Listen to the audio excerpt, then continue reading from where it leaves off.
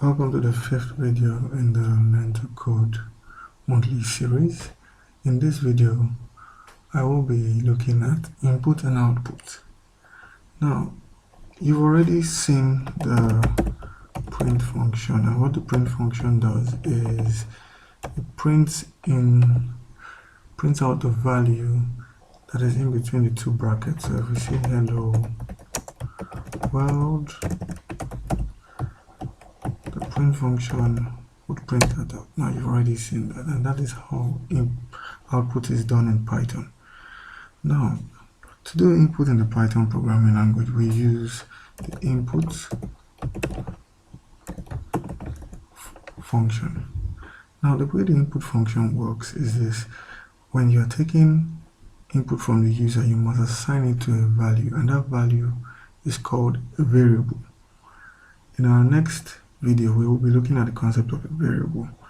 So what I will do here for a very simple program is I would say name is equals to input what is your name.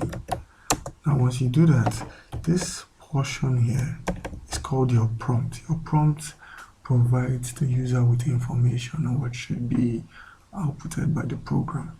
So when you say what is your name, and now we run this code, and I will enter my native name,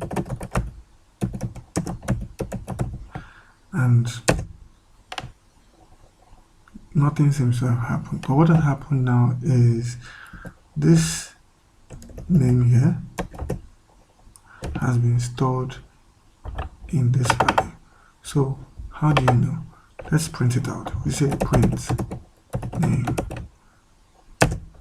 and then you have the value there.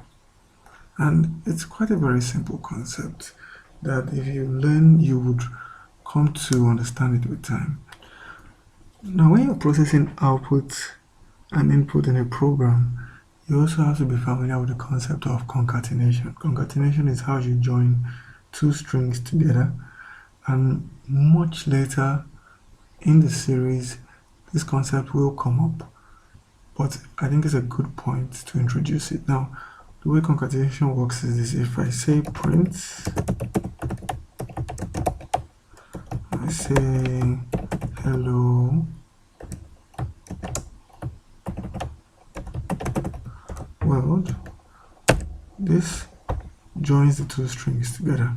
Now, what you need to be aware of when you're working with concatenation is that concatenation does not allow you combine strings and numbers. So if you have print and I say hello,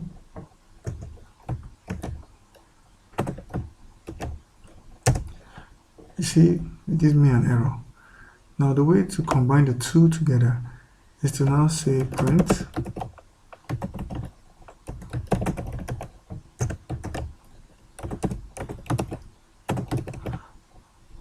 and what this does is, if you notice, it gives us hello and then 4. Now this function here converts this value of 4 into a string. Now if you take a look at this program, on the first line we ask the user for the input, and this is our prompt right here. Now what we do on the second line is we convert the value we receive from the keyboard into an integer. Now we have integers and then decimals, or in programming we say integers and floats, and we will look at that in the next video where the concept of variables and data types is covered. Next thing you do is you multiply, and then you put this part separate by a comma, and then you put the other part. Now this is a different use of print function, and this is a concept of function overloading. Function overloading means that the way a function works can be done in more than one way. And so when we run this program, now enter the length, I'll say 30, you notice that automatically there's a space that is added to the program, and this is much different from concatenation. So I want to thank you very much for watching this video with me. Our next video will be looking at the concept of variables and data types. Thank you very much.